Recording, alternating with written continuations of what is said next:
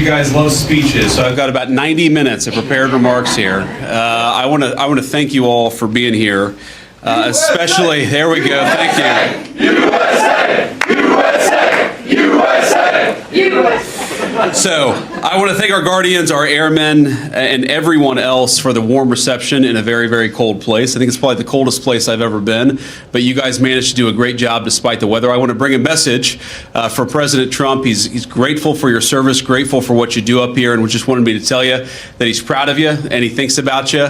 And of course, the same is true for everybody that's flanking me up here. We're thrilled to be here because the mission that you guys do is so important for the United States. It's important for our national security. And today, everybody that I met, to a person, was professional, was kind, was knowledgeable, and was dedicated to our country. You're a great credit to the United States of America, even though you are very, very far from home. I met some Texans and some Floridians today, and I thought to myself, man, you guys have really signed up for tough duty here in Greenland, but it's a beautiful place. It's a striking place, a very harsh place the Colonel showed me around, but a very beautiful place. Even in right now, I guess we're still, at least here in Greenland, in the heart of what is winter, because winter, I guess, lasts about 9 months here in Greenland. So I want to thank our reporters to say a few words. So we, of course, are thrilled to be joined by Juliet, our National Security Advisor's wife, and by my wife, our Second Lady, Usha. And flanking me here on my left is Chris Wright, our Secretary of Energy, Mike Waltz, our National Security Advisor, and my dear friend, Senator Mike Lee from the great state of Utah, who I joked earlier, I told Mike I'd give him a ride to Utah, and we ended up in Greenland. But I want to, because each of them care about this territory and care about the mission of the American military here in Greenland, for various reasons, touching each of the areas that they focus on, I thought it would be worth hearing from each of them for a little while. So, Chris, if you would say a few words about the importance of energy. Thanks, Chris. Here we are. I will. Let me echo the Vice President's comments to thank you for your service to our country, wherever it is, whatever it takes. And I think we see right here in this beautiful air base in the high Arctic what energy can do. We can make a tough high Arctic environment a beautiful place to live, a comfortable place to live, all sorts of scientific instrumentation, military mission to monitor what's going on in the world. None of this was possible not long ago. President Trump was elected to re-energize America, to take the beauty that you've seen up here and make that a thing of pride and ambition again, not shaming of energy, not trying to stop its growth and its prosperity, but to re-energize it. So energy makes the world a beautiful place to live. It makes us comfortable and have long, opportunity-rich lives. I'm thrilled and proud to be part of this administration with President Trump and Vice President Vance. Thank you all for your service. I'm honored to be here. Thank you, Chris.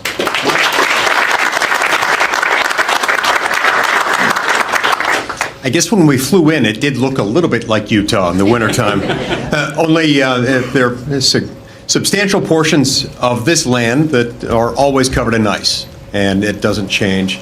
I really enjoyed talking to a number of you a little while ago as you were telling me that when you're deployed here for a year without your family, without your spouse, without your children. That is emblematic of so many of the sacrifices that so many of our armed services personnel make. And my conversations with our airmen and guardians this afternoon reminded me of the fact that the American people are indeed in good hands. They're in your hands. What you do here makes us safer. And when we're going about our business, our day-to-day lives at home, we don't have to worry about the things that you worry about because you're doing it for us. Thank you so much for that.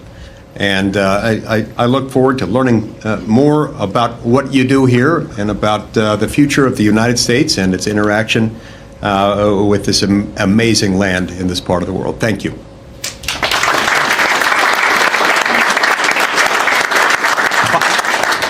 Thank you, Mr. Vice President, and I just wanted to take a minute and thank you all, to the airmen and women, to the guardians who are keeping us safe day in and day out. You are continuing a tradition of the U.S. military's presence in Greenland since World War II, a 1951 defense treaty, and President Trump is absolutely serious with the Vice President and with his team about the Arctic and the security that the Arctic brings and that you bring to the Western Hemisphere. This is about shipping lanes. This is about energy. This is about fisheries. And of course, it's about your mission, which is keeping us safe and monitoring space, monitoring our adversaries, and making sure the American people can sleep safely in their homes day in and day out. So thank you for roughing it. Thank you for being without your families. I bet every one of you are going to pick somewhere in, I don't know, Florida or the Bahamas or something for your next duty station, I would think. But this is also, I mean, what an incredible adventure. I have yet to meet a veteran. My wife is a veteran. I am as well. And of course, the Vice President. I have yet to meet a veteran that says, wow, I regret my time in service. Instead, they cherish it the rest of their lives. So, appreciate this moment and this adventure that it is. And the American people, thank you. The President Trump thanks you. And I know the Vice President and the Second Lady thanks you as well. And it's just really an honor to be with you today. Thanks so much, VP.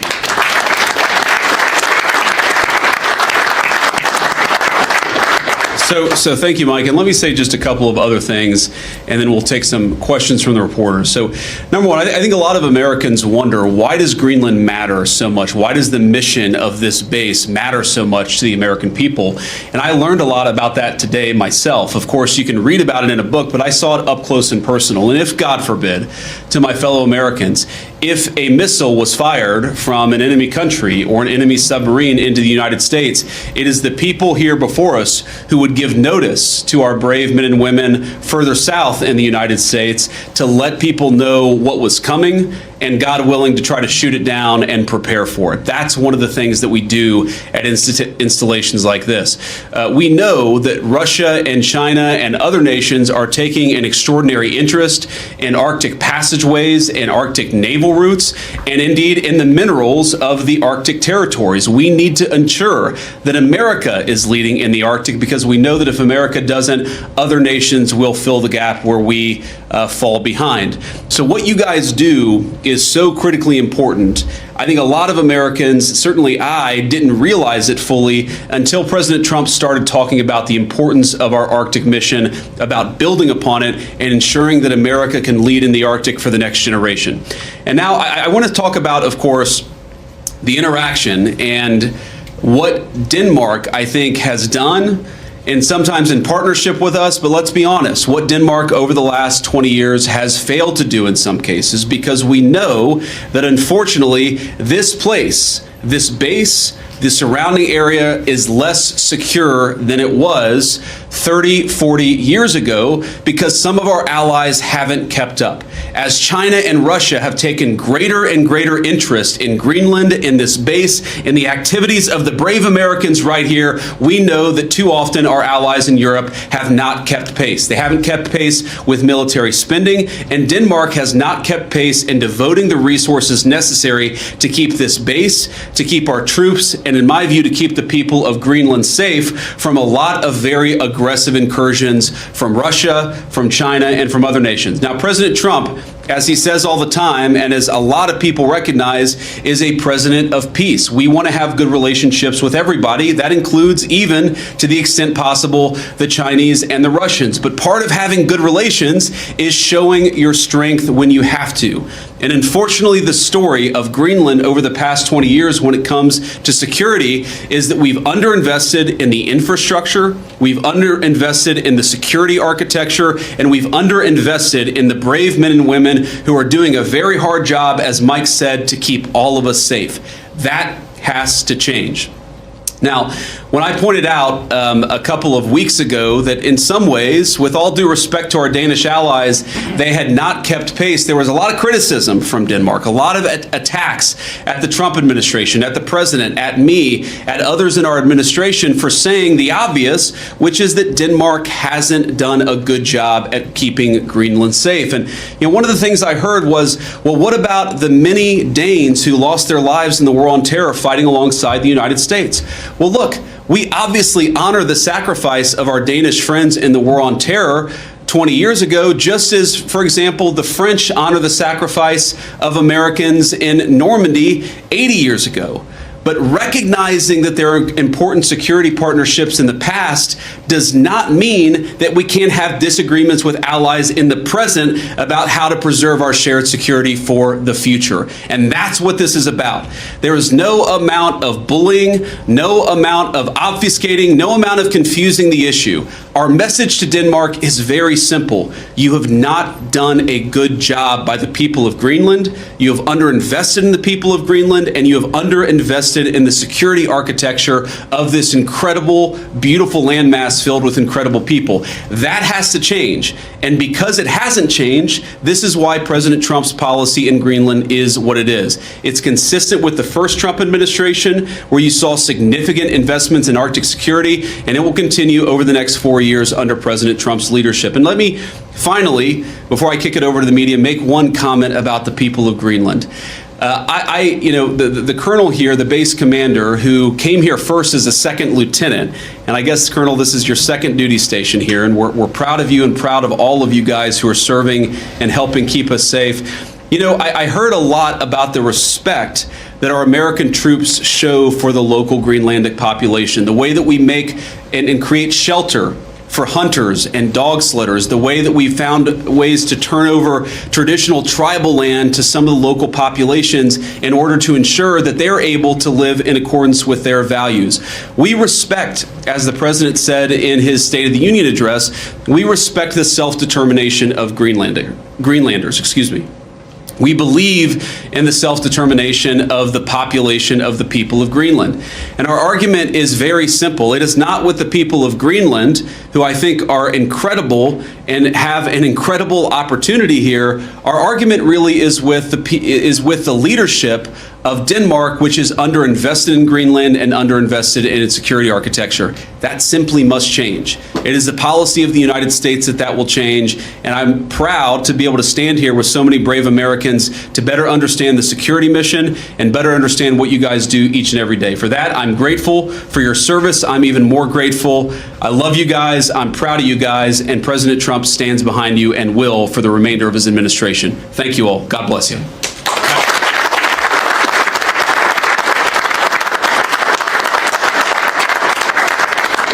All right, now we'll take a few questions. Both you guys have your hands up. Whoever can go first.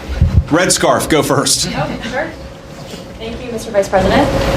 Do you have any plans, are there plans to expand the U.S.'s military presence in Greenland beyond this base? Well, are there immediate plans to expand our military presence? No, but are there general objectives that we want to accomplish that will certainly require us investing more resources, investing in additional military icebreakers, investing in additional naval ships that will have a greater presence in Greenland? Absolutely. And we know that's necessary because we know, as Mike talked about and certainly I talked about, there has been an expansion of the security footprint and the security interest of Russia and China. They're doing what they believe is in their interest. The United States must do what I know is in our interest, which is to make sure that Greenland is safe. If Greenland doesn't have self-determination, if the people of Greenland have their future controlled by the Chinese Communist Party, it's not going to make their lives better off, and most importantly, it's going to make American and world national security, world security, much, much weaker. We in some ways need to wake up.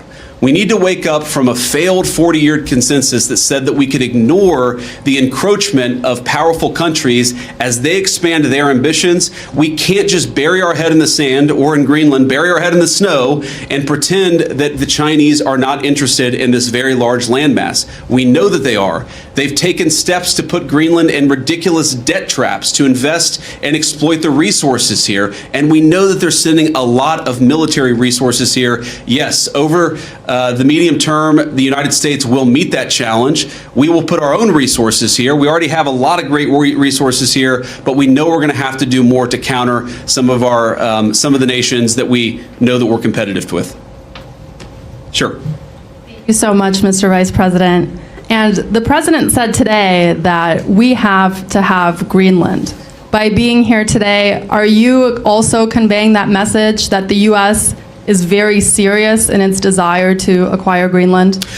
Well, the president said we have to have Greenland, and I think that we do have to be more serious about the security of Greenland. We can't just ignore this place. We can't just ignore the president's desires, but most importantly, we can't ignore what I said earlier, which is the Russian and Chinese encroachment in Greenland. We have to do more.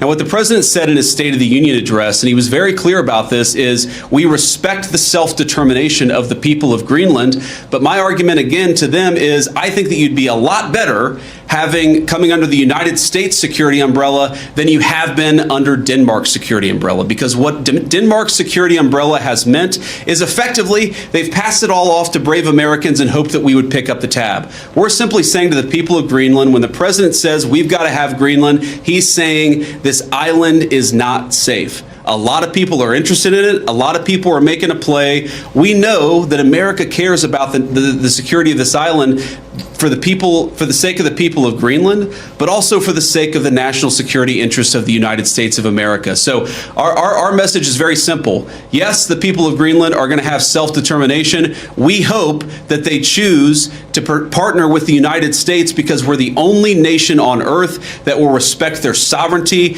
and respect their security, because their security is very much our security, as these brave Americans show. John Parkinson with ABC News. Thanks for bringing us along on this historic trip.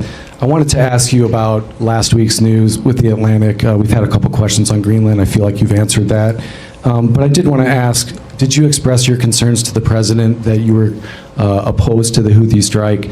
And also, what did you mean when you asked, or when you said in that thread that the president wasn't aware that his directions for Yemen were inconsistent with his message on Europe?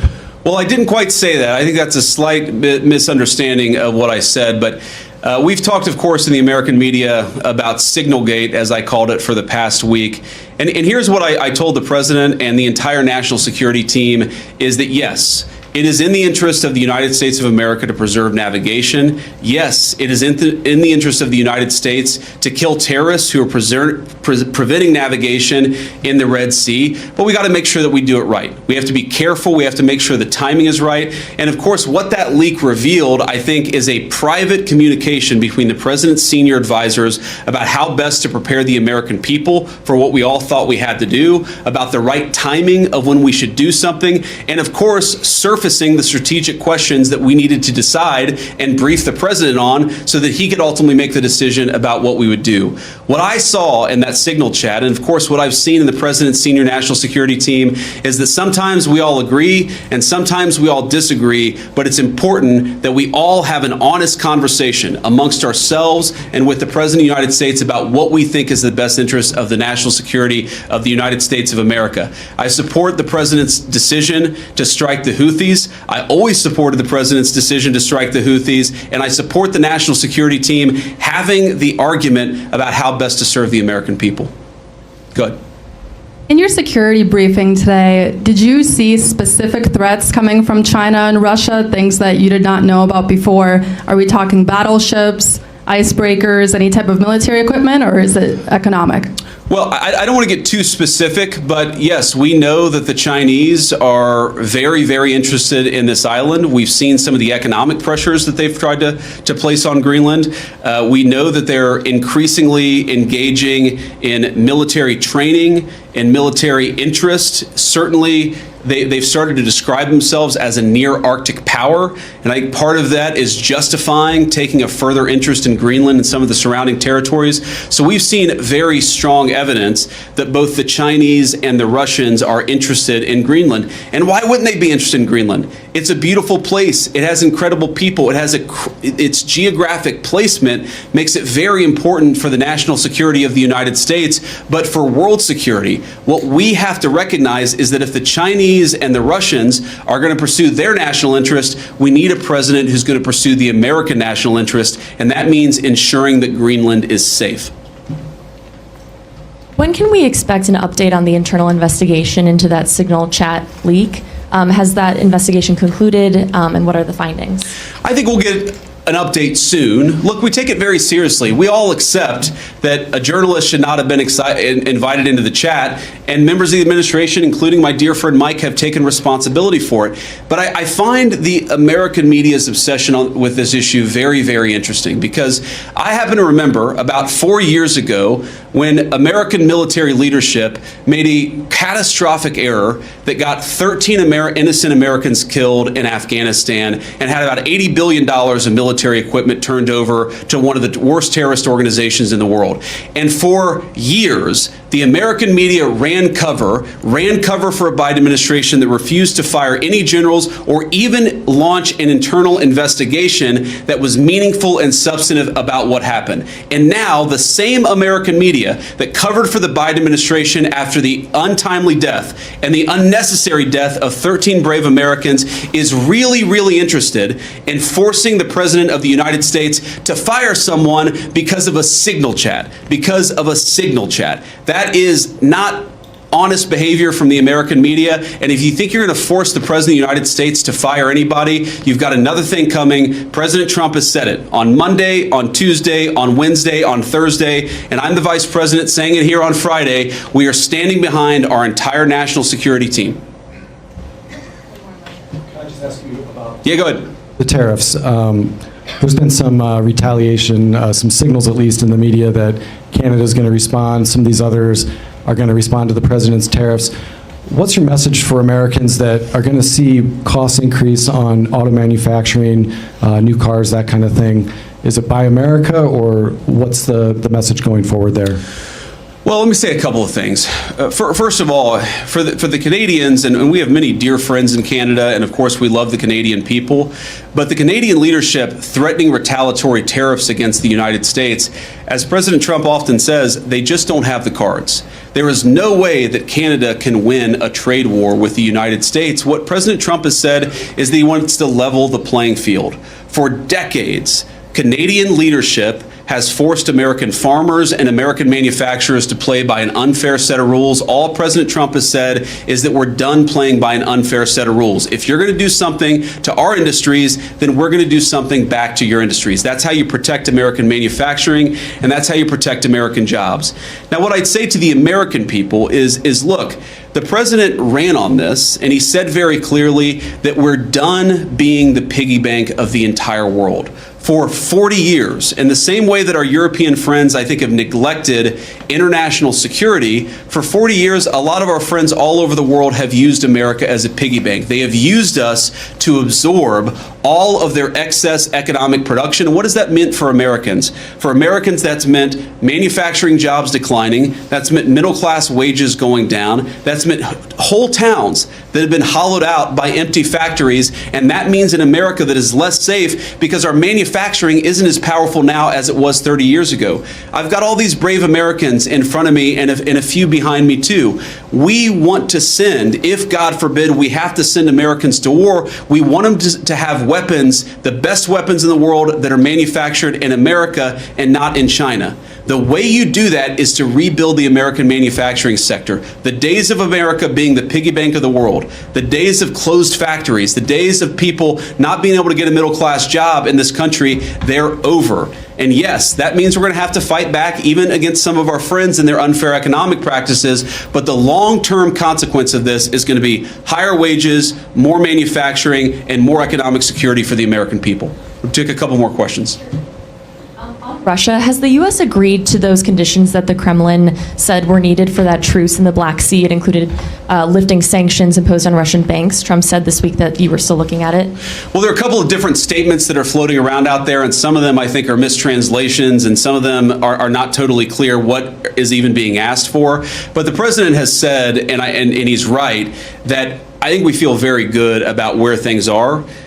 We trust but verify. We make sure that what we're seeing from one party is met by the other party and vice versa. But I think that we've made an incredible amount of progress. We have to remember that this war started under Joe Biden's administration. It has led to an unbelievable amount of death and destruction. And for the first time in almost 4 years, thanks to President Trump's leadership, we have an opportunity to really achieve a peaceful settlement. The president's going to fight every single day to make sure that happens. And of course, we'll keep you guys updated as we continue continue to make progress. I do think if you look at what we've talked about, we've obviously got this energy infrastructure ceasefire. We've got a Black Sea commercial ceasefire that I think is almost done. And once we get there, we'll work on the next stage of the ceasefire. Yeah.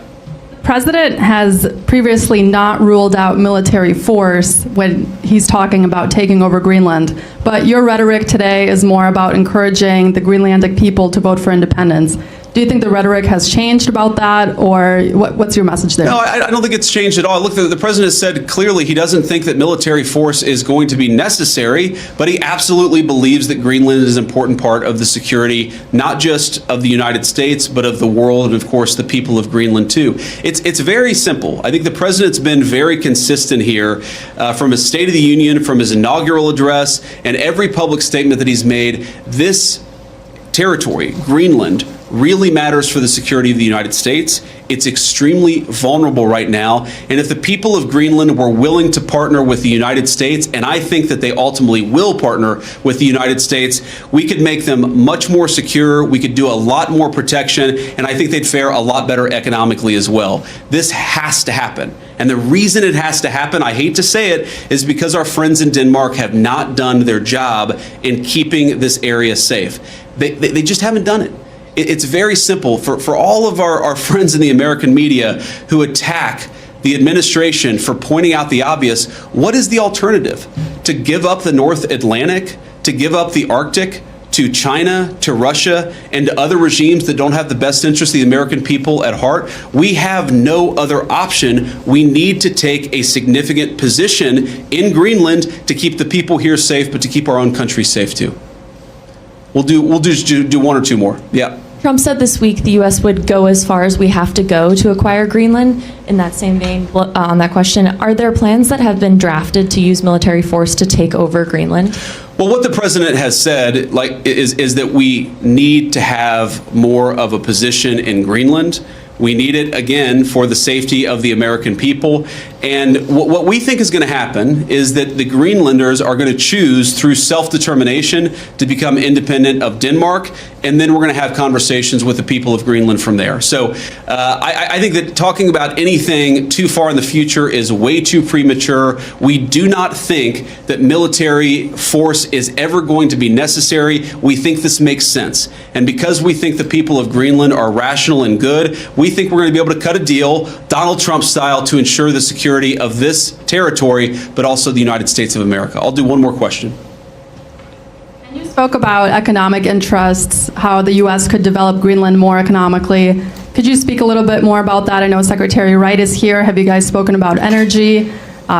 Senator Lee is here as well. Just wondering what those discussions have been like. My point actually is that other countries have explicitly gone after Greenland, and I think with a mind towards economic exploitation. Sometimes asking Greenland to get itself into terrible economic debt traps that would make the people of Greenland not self-determined and sovereign, but to mortgage their future to hostile foreign countries that don't have their best interests at heart. That is not what the United States of America wants to do. What we want to do is to protect the security of this territory because it matters for us and it matters for the people who live here. All right, guys, thank you all. And let me just say one more final word to the Guardians, the Airmen, the other service members gathered here. Thank you. From the bottom of my heart, it is incredible to be a vice president who has served just as our NSA, Mike Waltz, has served, to know the sacrifice that comes along with it, and to see that there are still incredible young Americans willing to put on the uniform and serve this country. You make America a better place, and you make it an honor to serve as your vice president. God bless you guys. Thanks for having me.